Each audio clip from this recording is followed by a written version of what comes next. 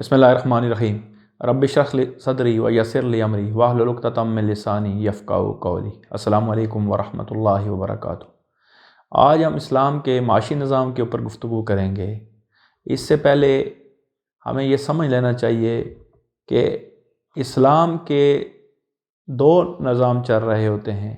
ایک نظام اس کا روحانی نظام ہے جو افراد اڈاپٹ کر سکتے ہیں، اور ایک اس کا فقہی یا قانونی نظام ہے۔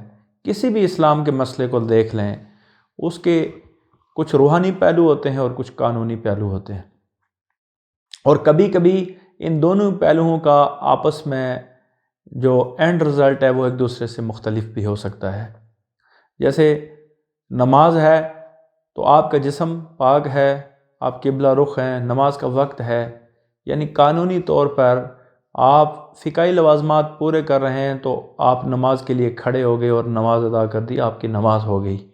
لیکن روحانی طور پر ہم دیکھیں گے کہ نماز وہ ہوگی جس سے آپ خشوع اور خضوع کی کیفیت میں ہوں گے، آپ کا تعلق رب سے ہوگا، آپ کی دل کی کیفیت تبدیل ہوگی، تو روحانی پہلو میں وہ نماز آپ کی کہلائے گی۔ حتیٰ کہ قانونی طور پر آپ کا دل اگر اضطراب کی کیفیت میں ہے، دل اگر مطمئن نہیں تو نماز ہو جائے گی۔ اسی طرح اسلام کے دوسرے معاملات میں بھی دیکھ لیں کہ وہاں پہ بھی آپ کو ایک روحانی پہلو اور ایک آپ کو قانونی یا فقہی پہلو نظر آئے گا۔ جس طرح اگر آپ کسی شخص کو مارتے ہیں، اس کے اوپر زیادتی کرتے ہیں اور ظلم کرتے ہیں، آگے سے وہ آپ کو اگر معاف کر دیتا ہے، اور اسلام تعلیم بھی دیتا ہے کہ اگر کوئی کسی کو معاف کر دے تو بڑی بات ہے، اور اگر وہ معاف کر دیتا ہے تو یہ اس کے لیے درجات بڑھنے کی باعث بنے گی اور اس کے لیے بہتر ہوگا، لیکن انفرادی طور پر۔ لیکن اسلام کا جو اجتماعی سسٹم ہے وہ قصاص کا مطالبہ کرتا ہے، وہ بدلے کا مطالبہ کرتا ہے، اور قرآن میں تو قصاص کو زندگی کہا گیا ہے کہ اگر آپ کے ساتھ کوئی ظلم کر رہا ہے، کسی نے قتل کیا، کسی نے کسی کو نقصان دیا، تو اس کا بدلہ اسلام کا قانونی نظام اس کا بدلے کا مطالبہ کرتا ہے، اور اتنی مقدار میں ہی بدلے کا مطالبہ کرتا ہے۔ اور اگر آپ بدلہ نہیں لیں گے تو اس کا مطلب یہ ہے کہ آپ قانونی طور پر اس کو شہ دے رہے ہیں۔ کل وہ کسی اور کے ساتھ وہ سلوک کر سکتا ہے جس سے معاشرے میں بگاڑ پیدا ہوگا، معاشرے میں فتنہ پڑ جائے گا۔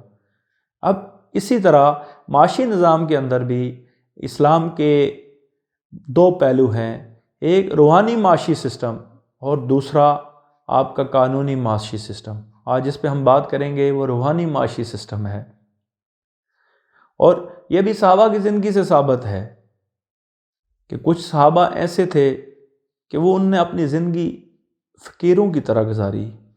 وہ درویش صحابہ تھے، صفا کے چبوترے کے نیچے پڑے ہوتے تھے، کھانا مل گیا تو کھا لیا، نہیں ملا تو بھوکے رہ گئے، کبھی پیٹ پہ پتھر باندھے ہوتے تھے، اور کبھی اگر مال آ جاتا تو وہ سارے کا سارا اللہ کے راستے میں لٹا دیتے۔ اور یہ لوگ نبی صلی اللہ علیہ وسلم کی زندگی میں موجود تھے، اور اب کچھ ایسے صحابہ بھی تھے جو امیر تھے، امراء میں تھے، اور ان نے مال و دولت جمع بھی کیا، لیکن وہ صدقہ خیرات کرتے تھے، زکوٰۃ دیتے تھے۔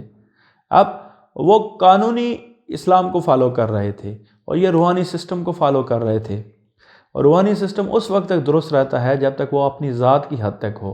اگر آپ روحانی طور پر ہر شخص سے مطالبہ کرنا شروع کر دیں کہ وہ روحانی طور پر اس مقام پہ پہنچ جائے اور وہ ساری چیزیں ترک کر دے، تو پھر معاشرے میں بگاڑ آنا شروع ہو جاتا ہے۔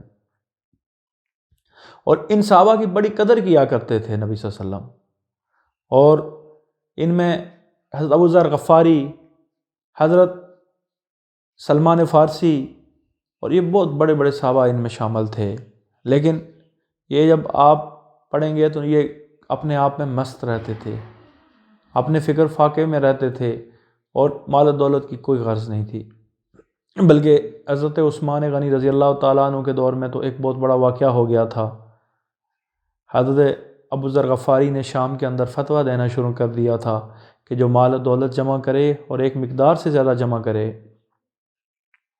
تو وہ شخص جو ہے وہ آگ میں جائے گا، وہ غلط ہے، انگارے اکٹھے کر رہا ہے اپنے لیے۔ تو اس وقت حضرت امیر معاویہ رضی اللہ تعالیٰ نے حضرت عثمان کو خط لکھا کہ یہ معاشرے کے اندر یہ بگاڑ پیدا ہو رہا ہے۔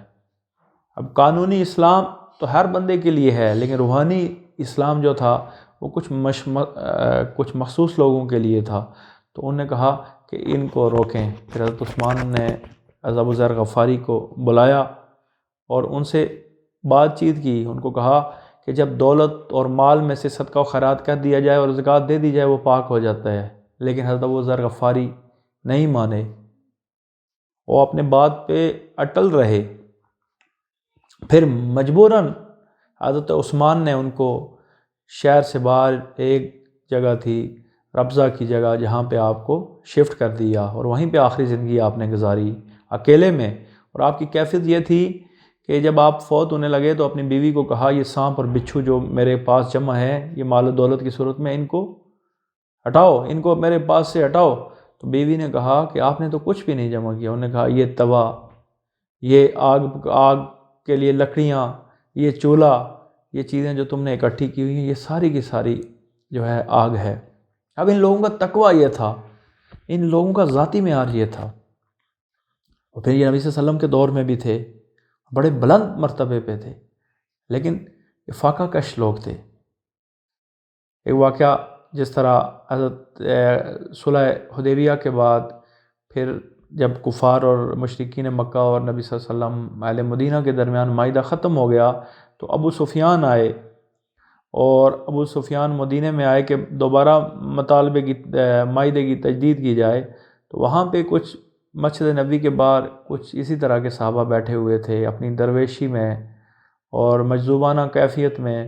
تو انہوں نے ابو سفیان پہ فکرے کسنے شروع کر دیے کچھ۔ تو اس وقت حضرت ابو بکر صدیق بھی آئے وہاں پہ اور ان کو منع کیا، تو ان نے اپنی اس مستی میں ابو بکر کو بھی برا بھلا کہنا شروع کر دیا۔ تو ابو بکر نبی صلی اللہ علیہ وسلم کے پاس تشریف لے گئے اور نبی صلی اللہ علیہ وسلم سے کہا یا رسول اللہ انہوں نے یہ کام کیا ہے آج۔ تو نبی صلی اللہ علیہ وسلم نے عرض کیا کہ ابو بکر ان کو کچھ کہا تو نہیں، یہ نہ ہو اللہ ناراض ہو جائے۔ وہ ایسے لوگ ہیں کہ ان کی آوازیں ڈائریکٹ عرش تک پہنچتی ہیں۔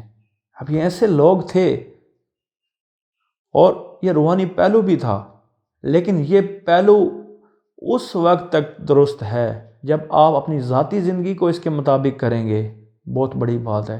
لیکن جب آپ معاشرے سے مطالبہ کریں گے، معاشرے کو درویش بنانا اور فقیر بنانے کا مطالبہ کریں گے، تو وہ سسٹم میں بگاڑ پیدا ہو جائے گا۔ اور اسلام کا مطلوب یہ نہیں، اسلام کا مطلوب وہ فقہی اور قانونی معاشی نظام ہے جس کے تحت دولت ایک حد تک دولت جمع کر سکتے ہیں، پھر اس دولت کو فلاحی مقاصد کے لیے اکٹھا کر سکتے ہیں، پھر معاشرے کے اندر جو ہے کاروبار کر سکتے ہیں، تجارت کر سکتے ہیں، اپنی زندگی کا مقصد دنیا کے کاموں میں لگا کے اللہ کے کاموں کے ساتھ پہ جوڑ سکتے ہیں۔ تو انشاءاللہ نیکسٹ پروگرام میں ہم اسلام کے قانونی معاشی نظام پہ یا فقہی معاشی نظام پہ گفتگو کریں گے۔ وما علینا الا البلاغ۔ کتنے منٹ ہوئے؟